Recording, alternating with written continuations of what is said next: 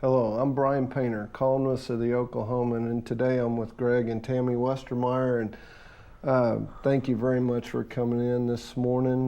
We're going to talk about in 2003, their daughter Mandy was in a barrel racing accident, and rather than just leaving it as an accident, you guys immediately used it as a way to help others. And if you will, kind of take me back to 2003 and some of the decisions that you had to make.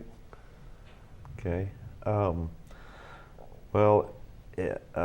Ironically, it was April 19th of 2003, which has a lot of meaning in Oklahoma because of the Murrah building, but it also has another meaning in that it's Tammy's birthday. And it was basically, that day was the worst day of her life. We got the call, and she was down there with her, that she'd had an accident at the rodeo. And we spent the next 6 days in the hospital just praying and struggling and hoping that we'd have a good outcome. And unfortunately, it became a tragedy for our family. But we had talked about and just wanted to, even early on, we wanted something positive to come out of our family tragedy. And that was kind of the drive behind what we were trying to do. You made the decision to be part of the organ donor program. Tell me, Tammy, was that something that was both excruciatingly hard and ended up being rewarding? It was very hard, but we knew that Mandy was such a giving person that we just felt like it was the right thing to do. We have met so many wonderful people that have received her organs and built friendships with them. It just reinforces that we did the right thing. You just mentioned that she had such a wonderful heart, and that makes me think of something that you told me about the person who received her heart. If you will, share that with me. We were kind of in an interesting situation because normally it's a long process if you want to meet the donor families, but just in kind of a twist of fate, there was A&E Network was doing some type of a story about coordinators with organ donor families, and we actually met four of the donors even before we'd had the funeral. One of which was Diana Harris. She was the lady that received Amanda's heart. She was a wonderful lady that we continued. She passed away about a year ago, unfortunately, but we continued that relationship for about 7 years, and she was just a really super person. It was great to get to know her and to be around her. She was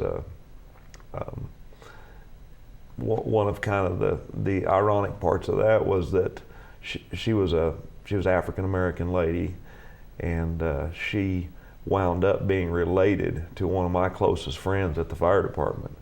So through marriage. So it was just another side twist to that we were able to keep up with.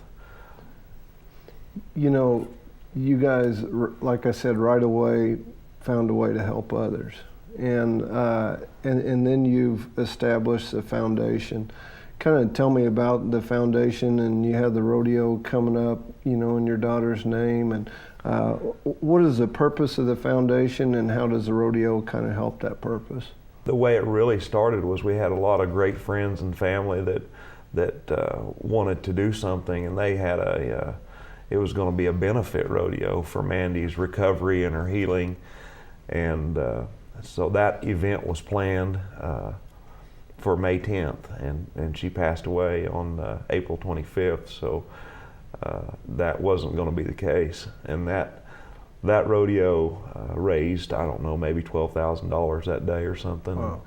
And we just really didn't feel like that was money that we could just take or do anything with, so that was the seed money for the foundation that we started it with.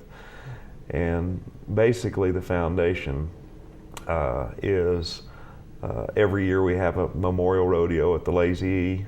This year it's September 17th.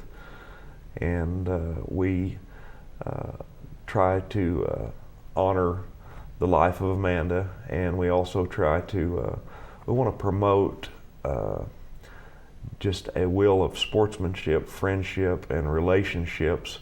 And we want people to understand that, you know, every second that you have with your children should be cherished, because it's not something it's not something that's promised to you. And we hope that they come for a rodeo and they leave with a lot more than that. The rodeo raises, we usually make about $10,000 that day, and we use that money to send kids to a rodeo church camp in Sayre, Oklahoma, at Trinity Fellowship Church. And they out there, they have a lot of world-class athletes that have won championships, and those guys, it kind of gives the kids a real hero, not just somebody they pick out of a magazine, someone that they've met that has the right character base, that's a Christian-based person, that has all the attributes that you'd want in your children. So just sending the kids out there and getting them involved in that fellowship out there, and also being able to learn their trade in a world-class atmosphere is just kind of neat, and that's kind of what we're trying to do. One of the neat things about the camp is they not only get world-class instruction, but the instructors also share their testimony with the kids. So they see the kids see them walk it out, basically. Tammy, you're holding your daughter's journal, mm-hmm. and you know, when you read through this, you find things like she said she wanted to be a doctor someday, and different things.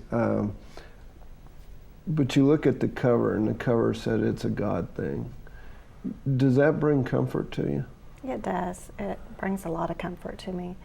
In fact, I read through it again last night. It had been quite a while since I read through it, and it did bring a lot of peace to me last night.